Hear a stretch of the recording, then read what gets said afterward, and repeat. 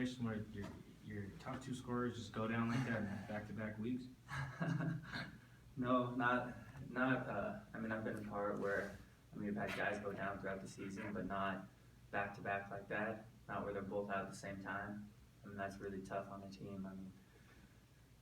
Obviously we want them back as fast as we can because they make us a better team, but at the same time, it gives us a good opportunity for the younger guys and people who haven't played as much for them to get a chance to play and be comfortable before, say if in the conference tournament, one of them get in foul trouble, then they've had that experience, they're confident in their ability and their teammates are confident in that.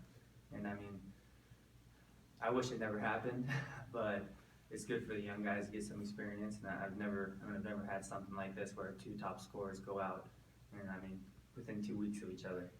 What was the toughest part going to be for you guys without the Perrion? I think we, defensively we'll be fine, but definitely, the hardest part is just finding ways to score, not necessarily, just finding ways to score without forcing it. Having guys take their shots without, pressing the issue too much, because that's what Vic and Perrion can score in so many different ways that we're not going to be able to replace them. We got to figure out how to play well enough as a team to be able to make it so we each get our own shots, so we play to our strengths, and I think that'll definitely be the toughest part.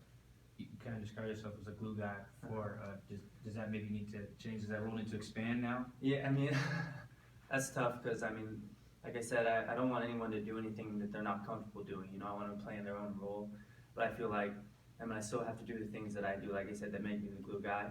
But I feel like I'm gonna have to be more aggressive. That doesn't mean shoot 15 shots a game, but that means maybe instead of where I might, not be as aggressive in transition and reverse the ball, maybe attack the hoop and try to make a play for someone else. Just be more aggressive and not necessarily shooting, but it definitely does change my role a little bit. What did you see from Nick and Ty in Saturday's game? What that, start with Ty. I think Ty did really well. He's very confident. He, towards the end of the game, he definitely carried us. Made some back-to-back baskets, and we need that. Ark hasn't been the same. He hasn't been scoring as much. He's kind of been deferring a little bit, and so Ty stepped up and really been aggressive, and that was huge. And then Nick came in and was just very confident in his ability, which definitely in the first half, we got a 10-point lead at halftime, and a lot of that was due to him. And that was really good to see him with that confidence and hitting shots. And then in the second half, he, I think he got away from that and took tougher shots. He didn't, play his game. And so I hope he still is aggressive and he takes his shots, but he takes shots that are good for him. And it's huge for us. We're going to need him to do that. We're going to need him to shoot. And so that was definitely a good game for him. A good first game of him, really getting a ton of minutes like that and stepping up. That was huge. As a facilitator, how encouraging is that for you, knowing that you guys are capable of stuff? Exactly. Like that. It's huge. It really is. Knowing that, not just for myself, but like for my teammates, but as a facilitator, knowing, I never get on anyone for missing a shot if it's a good shot. Like I'll get on them if they're shooting like a fadeaway three and that's not their strength. But if I set them up and it's a good shot for them and they miss it, that's okay. You're gonna miss shots. But if it's Ty shooting a three-pointer, that's when I get mad. And so either way, I'm still gonna hit them. I have confidence that they're gonna make the shots as long as they're shooting their own shots. So I obviously like to see my teammates hit shots. It helps me, helps the whole team out. But it definitely, either way, if it's a good shot for him, I'll be happy. What do you guys got to do to cut down on the turnovers? Oh shoot, we just got to make.